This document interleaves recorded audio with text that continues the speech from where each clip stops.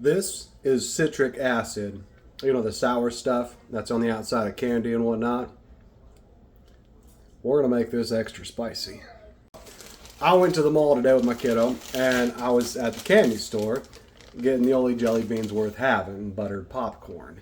You can fight me on it, I don't care, the rest of them are gross. Anywho's, while I was there, I was looking, and they had like the sour ropes and whatnot, and there was all kinds of powder at the bottom.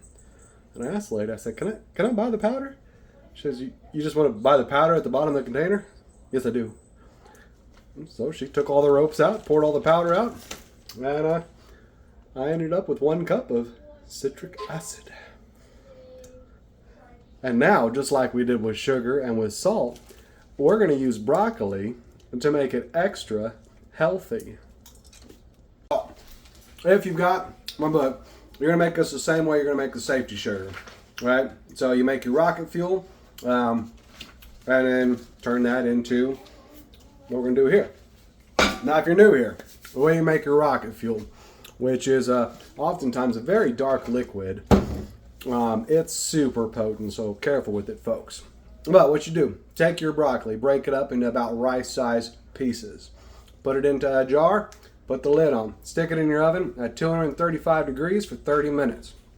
Take it out, put it in your freezer overnight. Also, take a big bottle of water that's not water. It's very potent water. Stick it in your freezer as well. The next morning, mix the two together. Shake it up, stick it back in the freezer. Do this 4 or 5 times, waiting about 5 to 10 minutes in between. Afterwards, you're good to go.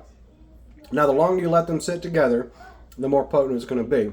But after the first day, you've got something pretty spicy. So, once you've got that completed, this next part's easy. We're going to take our citric acid, pour it into a bowl. And then we need a 1/4 cup. Since I've only got 1 cup of citric acid, I'm going to put a 1/4 cup of my broccoli water in it. Now, if your water doesn't turn out the same color as mine, it's probably just the plant being used, folks. Don't worry about it. I've had mine be amber, green, black, all kinds of colors. Once you got it poured in there, just going to mix it up. Make sure you get everything mixed together, and then let it dry. Stick a paper towel over top of it. Stick a paper towel over top of it to keep all the unwanted nonsense out of it. And every 30-45 minutes, mix it up again until it's all the way dry. And what you'll be left with is some super potent citric acid. I don't know what I'm going to do with it yet, but I like sour things. I could put it on like the rim of a drink, or just make some gummies and coat them in some spicy sour goodness. I don't know. Sky's the limit, folks. We're going to space. If you make this according to the directions in my book, folks, you're looking at about 32 of those hippie calories per tablespoon. I want it to be a lot spicier than that. So what I'm going to do is I'm going to let this dry out all the way. Then I'm going to repeat the process. I'm going to put another 1/4 cup in there. That'll bring me to 64 of those hippie calories per tablespoon. I assume I'm not having even close to a tablespoon on anything I put this on because it's just sour sprinkles.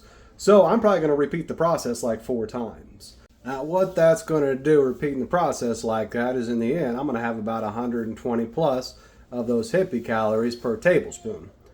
So then I can really make some things spicy. Anywho's, folks, if you're interested in the book in question, just click the linky right there. You can also find it internationally on the Amazon. Much love all. And if you're not following me, you should be.